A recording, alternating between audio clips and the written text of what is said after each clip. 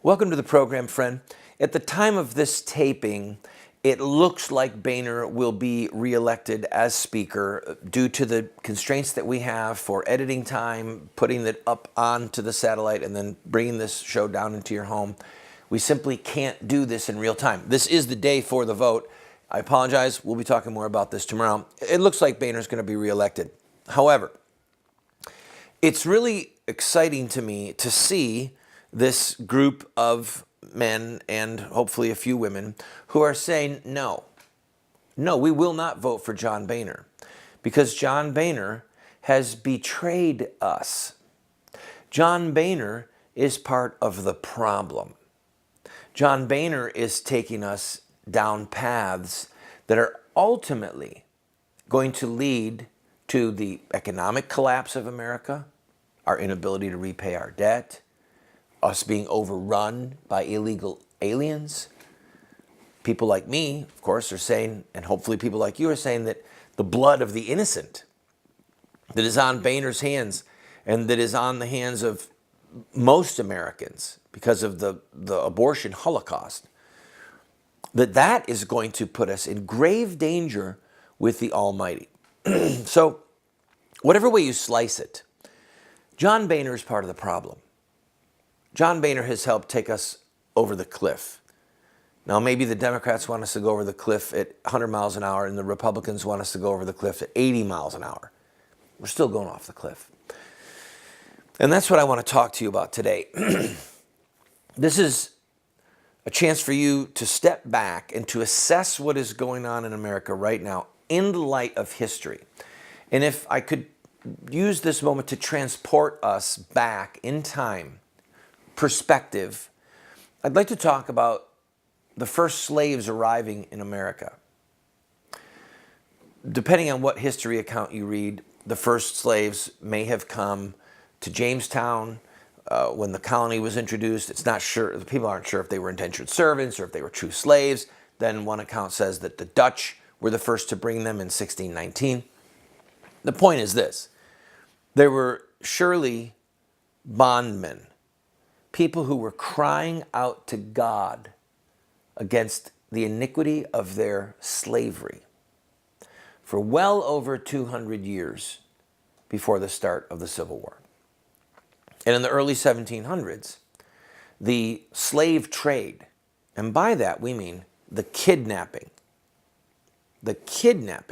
of men, women, and children, and then transporting them on those horrific slave ships, those little cubicles that were like coffins, that they would chain them in those boxes and bring them to America.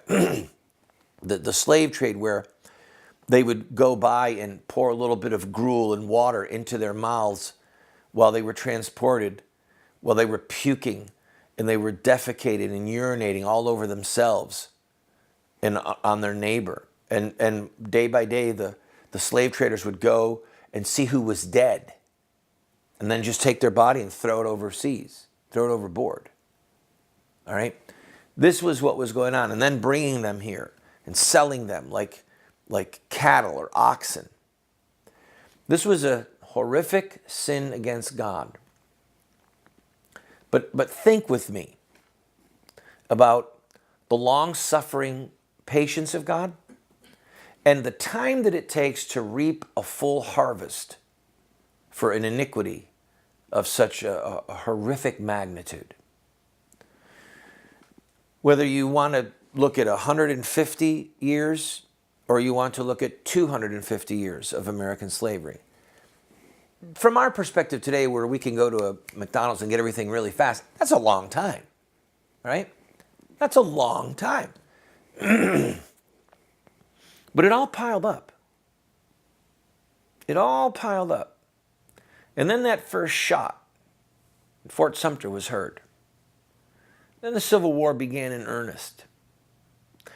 And then the judgment of God rolled out across the fruited plain. And as Abraham Lincoln rightly prophesied and spiritually spoke, he said that all of those years of unrequited toil was lost.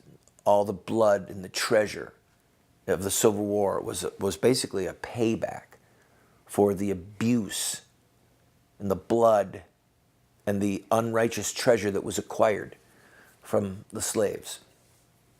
So as we look at this Boehner election and the fight against him, the small group of people, have perspective of how long it took for the judgment of God to come for slavery. And when we come back from this break, I want to talk to you about the perspective that we should have for now and the danger that we're in. So it's perspective, preparation, and prophetic punch. And maybe we'll take a quick look at David Walker. Don't go away.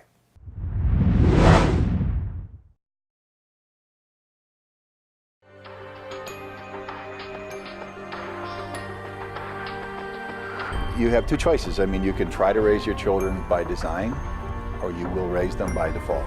There are no perfect parents.